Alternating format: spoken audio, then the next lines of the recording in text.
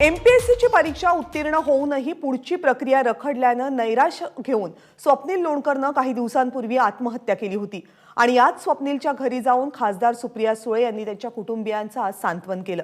त्यानंतर आता त्या माध्यमांशी संवाद साधतायत। या दादांवर माझा विश्वास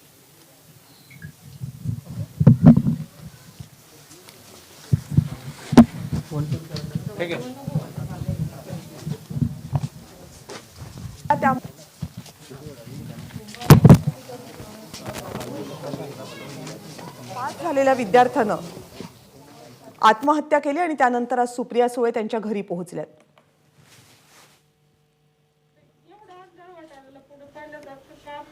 नियुक्त्या रखडल्यामुळे स्वप्नील लोणकर निराश झाला होता आणि काही दिवसांपूर्वी याच नैराश्यातून स्वप्नील लोणकरनं आत्महत्या केली आणि आज खासदार सुप्रिया सुळे या स्वप्नील लोणकरच्या कुटुंबियांची भेट घेण्यासाठी त्यांच्या घरी पोहोचल्यात। आपण ही दृश्य पाहतोय स्वप्नील लोणकर यांच्या घरची। 2 वेळा एमपीएससीची मुख्य परीक्षा पास झाल्यानंतर सुद्धा मुलाखतीचं लेटर येत नाही म्हणून स्वप्नील अत्यंत निराश झाला होता आणि याच नैराश्यातून त्यानं काही दिवसांपूर्वी आपल्या राहत्या घरी आत्महत्या केली। त्यानंतर एमपीएससीच्या मुलांचे अनेक प्रश्न हिरारीनं समोर आले आणि आज खासदार सुप्रिया सुळे यांनी स्वप्नील लोणकरच्या घरी जाऊन त्यांच्या कुटुंबियांची भेट घेतली, त्यांचं सांत्वन केलं।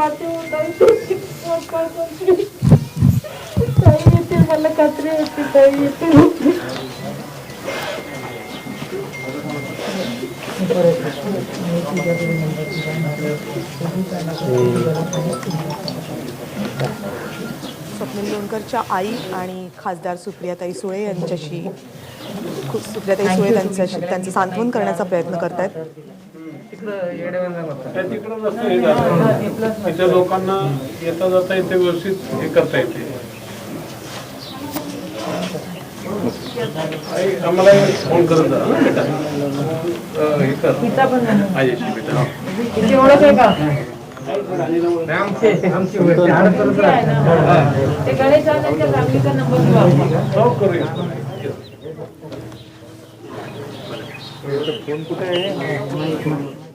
सुप्रिया सुळे यांनी स्वप्नील लोणकर यांच्या कुटुंबियांची भेट घेतली, त्यांचं सांत्वन केलं आणि त्याच वेळेस त्यांनी प्रसार माध्यमांशीही संवाद साधला। अगदी काही क्षणांपूर्वी आपण पुन्हा एकदा बघूयात।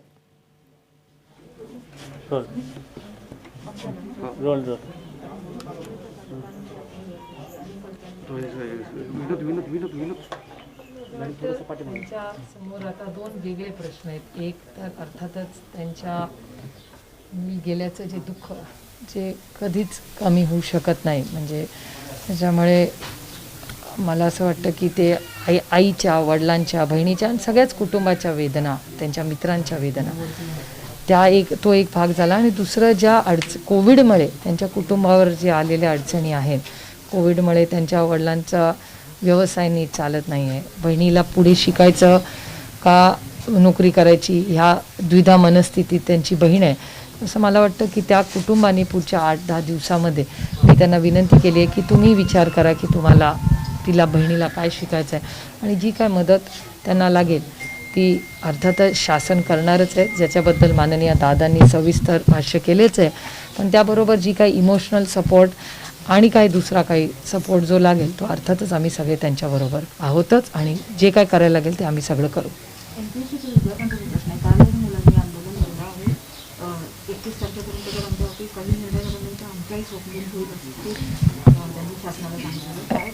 माझी सगळ्यांनाच विनंती राहील, आत्महत्येतून कधीच प्रश्न सुटत नाहीत, उलट तो गुंता वाढतो। त्याच्यामुळे माझी सगळ्यांना विनंती राहील की चर्चेतून प्रश्न सुटतात, त्याच्यामुळे कोणीही कुठलंही टोकाचं कुठलंही असं स्टेप घेऊ नये अशी माझी सगळ्यांना अतिशय प्रांजळपणे विनंती आहे।